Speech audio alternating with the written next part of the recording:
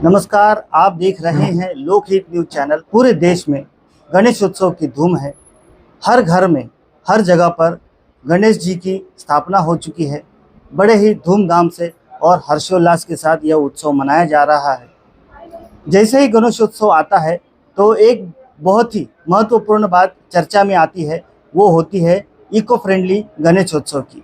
आज हर जगह पर इको फ्रेंडली गणेशोत्सव की मांग बढ़ती जा रही है और पर्यावरण को बचाने के लिए यह पहल बहुत ही ज़रूरी है। हम भी जब 1.5 दिन के गणेश की दर्शन के लिए निकले तो हमने भी पाया कि ज़्यादातर जो घरेलू गणपति थे उन्होंने इको फ्रेंडली गणेश की स्थापना की थी। आज भी हम आए हैं शिव श्याम पांडे जी के यहाँ, और जब हमने पाया कि यहाँ पर उन्होंने भी इको फ्रेंडली गणेश जी की स्थापना की है, तो आइए हम जानते हैं उनसे कि इको फ्रेंडली गणेशोत्सव की क्या ज़रूरत है या इसके क्या फ़ायदे हैं। पांडे जी बताइए, आपने यहाँ पर इको फ्रेंडली गणेश जी की स्थापना की है। कई वर्षों से आप इको फ्रेंडली गणेश की स्थापना करते आए हैं जी। इसके क्या फ़ायदे हैं और क्यों ज़रूरी है ये? सबसे पहले सबको नमस्कार।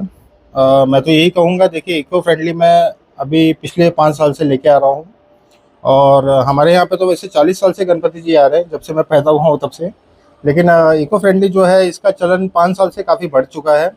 और हमने जो है इको फ्रेंडली की शुरुआत जो है जब से की थी, तो उसमें हमको ये फ़ायदा रहा कि उसमें पर्यावरण नुकसान नहीं होता है, और दूसरी बात ये होता है कि मतलब घर में भी अच्छी वातावरण का माहौल रहता है, और फिर हमको भी अच्छा लगता है कि किसी से इसको नुकसान ना हो। देखिए, भगवान की पूजा चाहे वो 1 मिनट की हो या 1 घंटे की हो या 12 दिन की हो या 12 महीने की हो, एक ही होती है।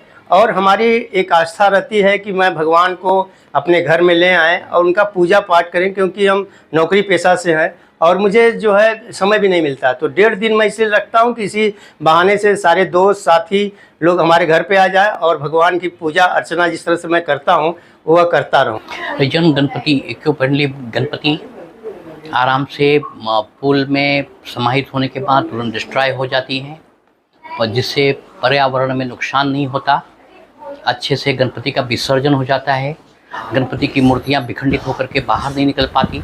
जिस देव को हम पूजते हैं, जिनसे प्रार्थना करते हैं, जिनसे हम अपने अक्षम अपराध के लिए प्रार्थना करते हैं कि हमारे अपराधों को क्षमा कीजिए, ऐसी मूर्तियाँ जो है बाहर आती हैं तो अच्छा नहीं होता है, न तो समाज के लिए न तो पर्यावरण के लिए। इसलिए हम लोगों से अपील करते हैं, प्रार्थना करते हैं कि लोग अपने घरों में या सार्वजनिक जगहों पे जहाँ पे गणपति उत्सव के लिए गणपति पंडाल में गणपति भगवान की स्थापना करें, वहाँ पे इको फ्रेंडली गणपति ही स्थापित करनी चाहिए। पिछले 5 साल से मैं खुद इको फ्रेंडली गणपति लेके आ रहा हूँ। पूरी माटी की गणपति है। ये जो आप गणपति देख रहे हैं पूरी मिट्टी की है, और जब इसको हम विसर्जन करते हैं तो मैक्सिमम वो ज़्यादा से ज़्यादा आधा और 1 घंटे के अंदर पूरी पिघल जाती है सर वो। तो वातावरण के लिए और हमारे पोल्यूशन और इसके लिए बहुत अच्छी है ये इस तरह से। सबसे पहले आपके माध्यम से मैं सभी को गणेशोत्सव की बहुत बहुत शुभकामनाएं देना चाहती हूँ। भाई, मैं करीबन 22 साल से गणपति जी को अपने घर पर विराजमान कर रही हूँ, और हमेशा से हमने शाडू माटी की जो मिट्टी है, माटी की जो मूर्ति है उसको प्राधान्य दिया है। पहले के ज़माने में आप देखिए, कभी भी हमने किसी को थर्मोकोल या पीओपी वगैरह यूज़ करते हुए नहीं देखा है। गणपति जी ये हमारी आस्था का विषय है।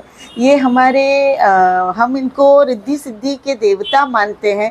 तो रिद्धि सिद्धि जो है वो पर्यावरण से भी हमें प्राप्त होती है। तो पर्यावरण को सुरक्षित रखने के लिए हम सभी को इको फ्रेंडली गणपति जी का जो है वो उनका स्थापना करना चाहिए, ऐसा मैं मानती हूँ। इको फ्रेंडली गणपति का सबसे बड़ा फायदा ये है कि ये मूर्तियाँ जो होती है पानी में डालने के बाद में आसानी से घुल जाती हैं।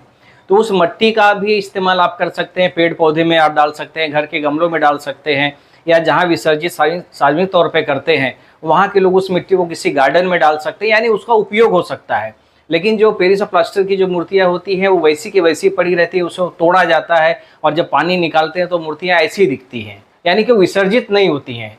तो गणेश विसर्जन का मतलब ये है कि मूर्ति पूर्ण रूप से विसर्जित हो जाए। जब विसर्जित नहीं हुई तो आपका विसर्जन भी अधूरा है।